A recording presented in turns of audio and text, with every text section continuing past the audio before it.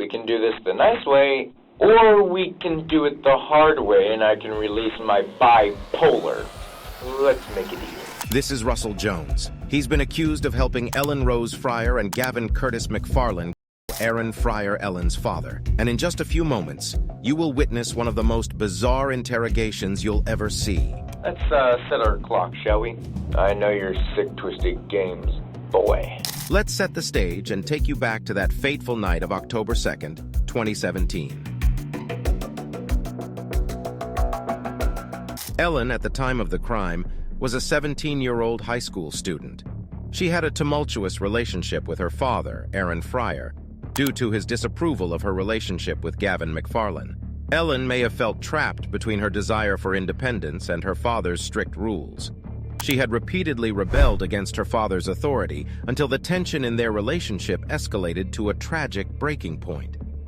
Gavin McFarlane, then 19 years old, was in a romantic relationship with Ellen. Described as charismatic and charming, he exerted a significant influence over Ellen. Gavin may have manipulated Ellen's emotions and vulnerabilities to fuel a sense of rebellion against her father's wishes.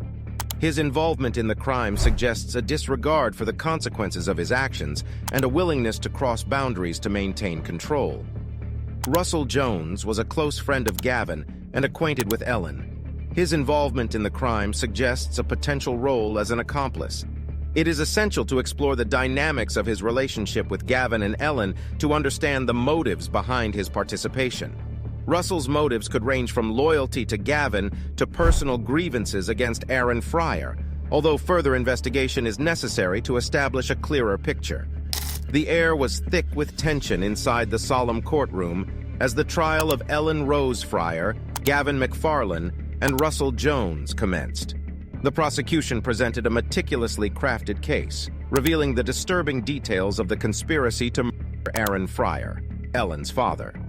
Witnesses took the stand, recounting the chilling events unfolding that fateful night. On the other hand, the defense sought to paint a picture of misguided youth, emphasizing the defendants' young ages and claiming that external influences played a significant role. The jury listened attentively, grappling with the weight of their decision. As the trial reached its culmination, the haunting reality of the crime was laid bare, and the fate of the accused now rested in the hands of justice. They didn't just stop at taking his life. They had a macabre plan for covering their tracks. They decided to dump Aaron's lifeless body off an embankment right alongside a road. They tossed various pieces of incriminating evidence like trash and clothing articles over that same embankment. They even ditched Aaron's car and walked away. Their grand scheme involved hiding out in an abandoned house for a while, lying low, and eventually making their escape to sunny California. But here's the twist. It was a pretty well-known road, and wouldn't you know it, some lady happened to be out walking her dog and stumbled upon Aaron's lifeless body. Talk about a shocking discovery. Aaron's brutal murder marked the beginning of the end for Ellen Fryer. As she sits rigidly in an uncomfortable, uncushioned chair, the stark walls close in on her. The room's cold design, deliberately intended to evoke discomfort, isolation, and unfamiliarity, sets the stage for the impending interrogations that lie ahead. The relentless questioning has already commenced, pushing Ellen further into the depths of her own harrowing tale. Soon, she's introduced to a psychologist trainee. The investigative team carefully chose Detective Stephanie Smith to conduct Ellen's interrogation for strategic reasons.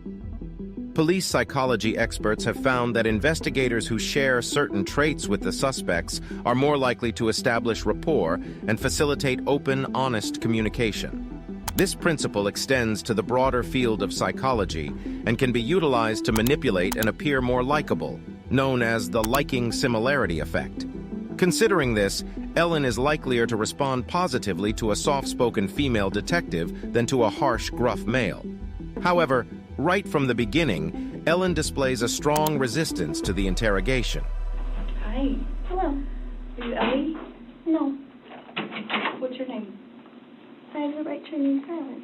Okay, you do have the right to remain silent. Detective Smith is prepared to navigate each obstacle thrown her way in order to establish a line of communication with Ellen. I think only you know the answer to that. No, I don't. It would be nice to be able to at least let Sierra and Olivia know. I don't know. So you have told me this whole time Gavin never came in your house. No, I never said that he didn't go in my house. So Gavin was in the house. And tell me about the conversation that you and Gavin had when your dad went back to sleep. Were you saying things like, I want him dead? I don't want him around anymore? I don't want to be around my dad anymore. I want him out? Of my life. Okay. Well, when you tell Gavin, I want him dead, those are pretty specific words. I said he's dead to me. You kind of have been playing games with me. You know darn good and well what was going to happen today. What happened? Where would you like me to start?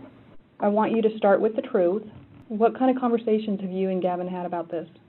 What words were you using? My original plan was to run away, and then Mike got involved. About the possibility of doing that. Of doing what? Taking out my dad. And what does that mean to you? Killing him. Then what? And then we started talking more about it. What were you texting Mike? Essentially what you just said. No, I want to hear from you. To have him get drunk, and then he would come in and take him out. And at what point did Gavin get involved? I kind of forced Gavin into this. Tell me how you forced Gavin into this. I pressured him. He said, can you help us out? He said, I don't know, I really don't want to get involved with that, but Mike started being more adamant about it. And then what happened? And then we did it. In the next room is McFarland's interrogation. The interrogation occurred less than a day after Gavin bludgeoned Aaron to death. As he sat in the interrogation room, Gavin casually asked, "How's your morning been so far? Busy?"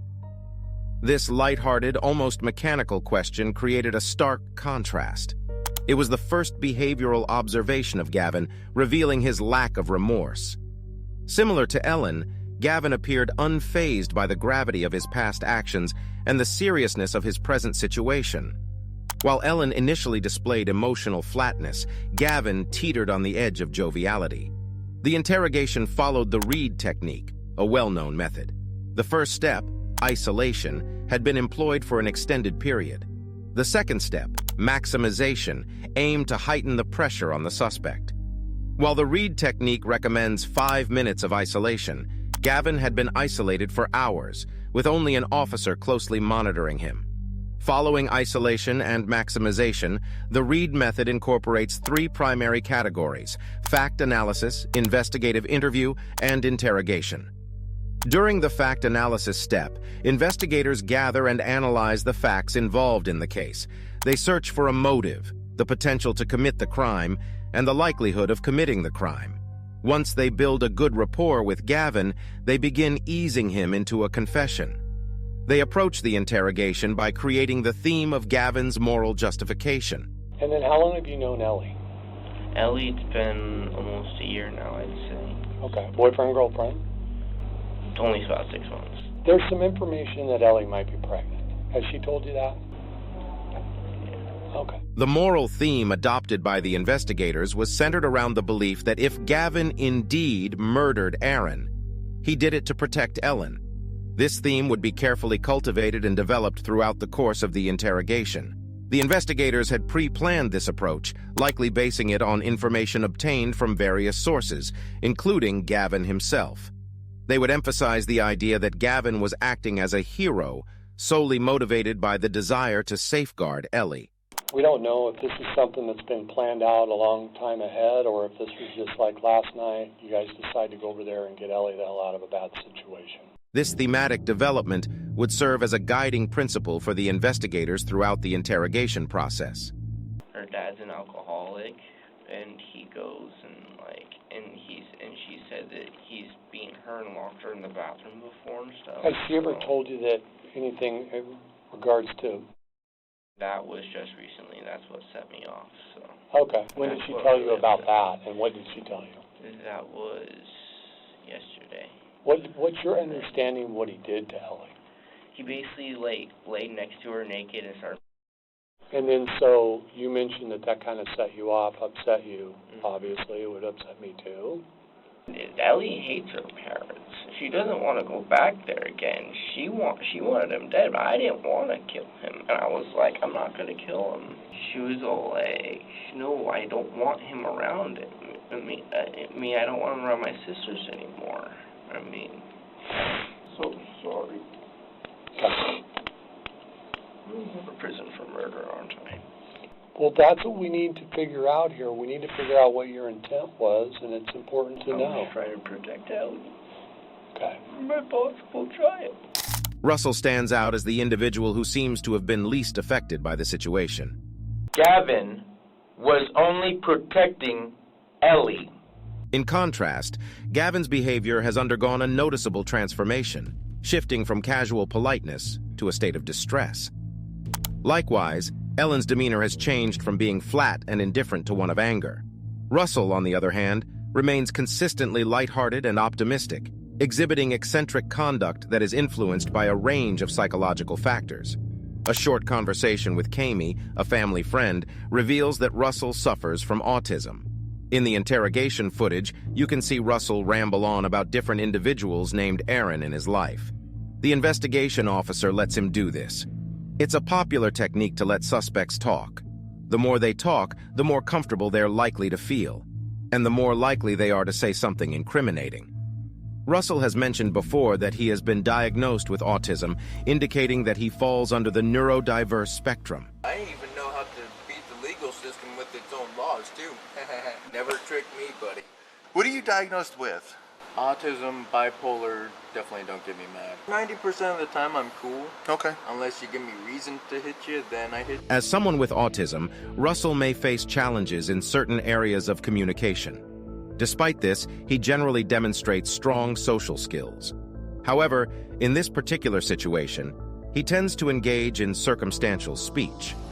The presence of individuals named Aaron, who are not directly relevant to the ongoing conversation, further reinforces observations that support Russell's diagnosis, as well as other diagnoses that may arise during the interrogation. In an effort to make Russell more comfortable and establish rapport, investigators offer him a drink and allow him to step outside for a cigarette. Do you have any smoke? I got some in my desk. Are we allowed to smoke here? Yeah, we can go outside and smoke. Oh, outside. Can we go outside and have a cigarette real quick? Sure. All right, let's go.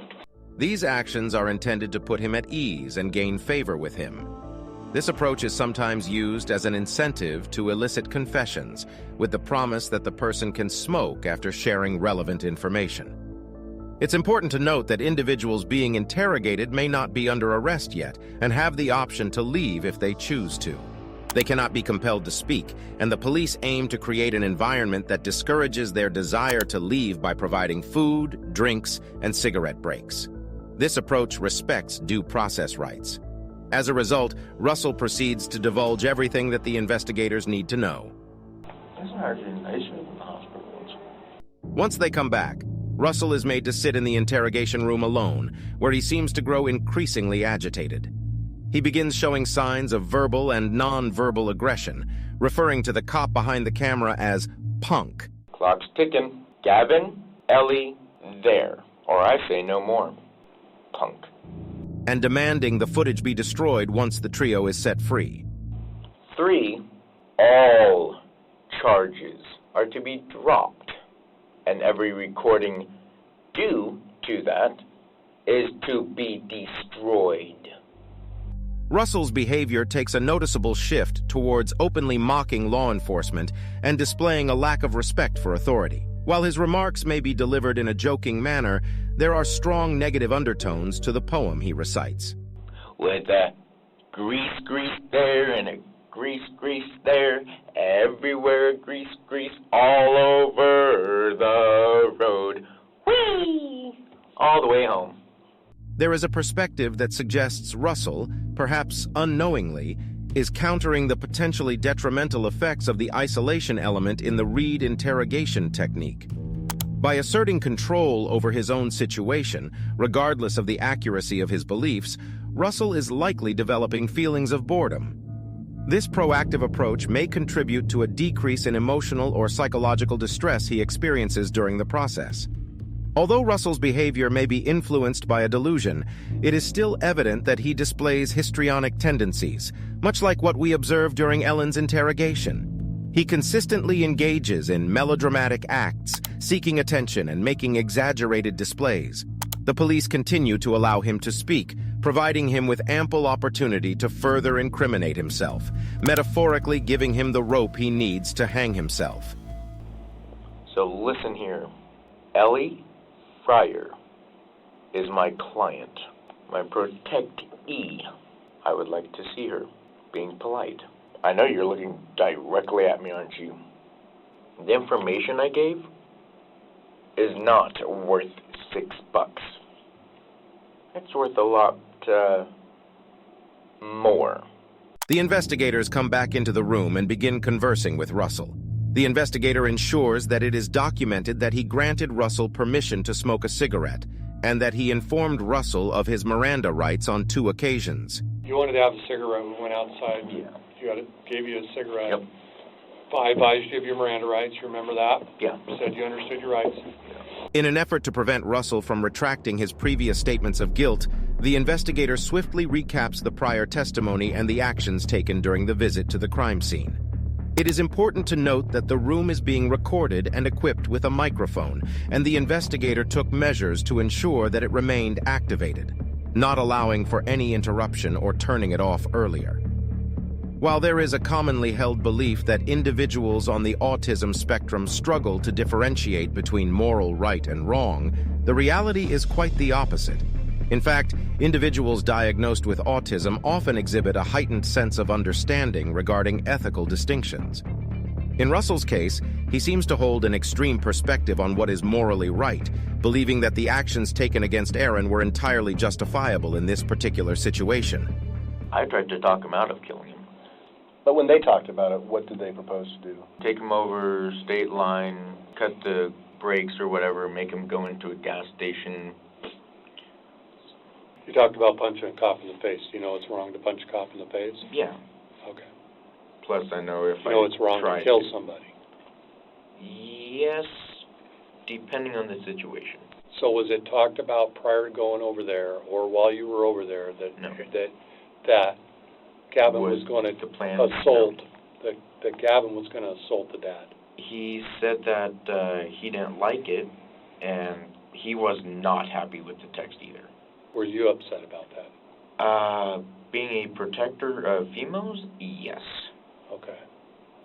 And if anyone tried to do that to my daughter, I'd probably grab a shotgun too. Because no one harms my family like that. How did the assault, how was that supposed to happen? We were supposed to try and find chloroform and knock him out. But we couldn't find any chloroform because it's not online anymore.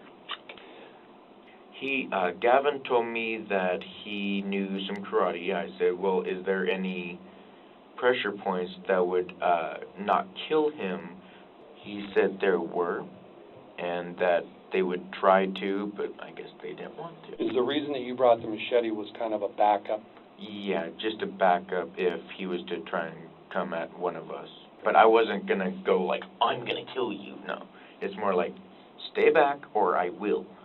But it was never needed. So If Gavin would have said, come on in through the window, and Gavin's got a bat, and Gavin says to you, I'm going to take this bat and bash it over his head.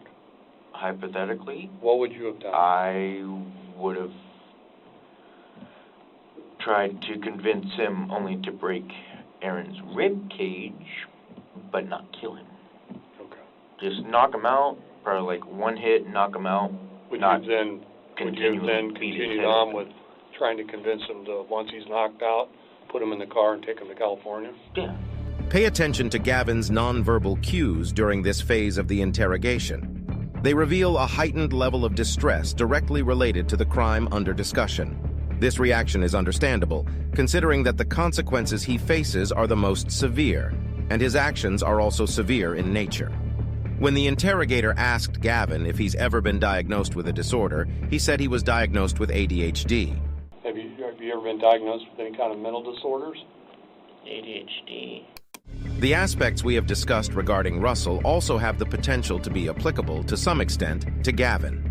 Like Russell, Gavin may face difficulties in fully comprehending the true magnitude of his actions, even though he recognizes that the outcome is unfavorable at this stage of the interrogation. Gavin's reported disorders, along with his struggle, could have significantly influenced the way this crime unfolded. An anonymous acquaintance who spoke with us mentioned observing a change in Gavin's behavior, coinciding with the time when Gavin claims to have stopped taking his ADHD medication. Oh, he changed. You can just tell by looking at him. He didn't have the same confidence he used to have. He just looked like he didn't sleep well. His hair became greasy. He just wasn't himself. This suggests a possible connection between Gavin's altered state and the impact it had on his actions during the crime. Gavin recalls the moment Ellen hands him the bat to go inside and kill her father. Despite the calculated nature of his actions, it is possible that Gavin experienced genuine fear at that moment. The fear of potential consequences, if Aaron were to wake up, may have compelled Gavin to take action, even though he may not have intended to follow through with it initially. I just know I seriously put myself over with this. From the beginning, I had a bad feeling about all this, and I was like, I knew I shouldn't have gotten involved. As we previously discussed, the fight-or-flight response can manifest in different ways. In the investigator's account of Gavin, they describe freezing. It is important to note that freezing is also a possible response within the fight-or-flight mechanism. In Gavin's case, the freeze response may have shifted to fight once he found himself in closer proximity to Aaron. Gavin expresses remorse, but interestingly, not for taking Aaron's life. Instead, he implies that his actions were driven by Ellen's influence. While Gavin's family claims that Ellen played a major role in manipulating Gavin, there are differing opinions on this matter from other sources. In the other interrogation room, Russell is being asked when was the last time he slept. It was 3 days ago. It is commonly observed that individuals with bipolar disorder face difficulties sleeping during manic episodes. This observation strongly indicates that Russell is currently experiencing a manic episode, which aligns with his reported delusions. You are hereby commanded to search a certain... Commanded. And Russell Pierce Jones, date of birth 7/11/95, who are currently in police not custody. 7/11. It's 7/1. Okay. Okay.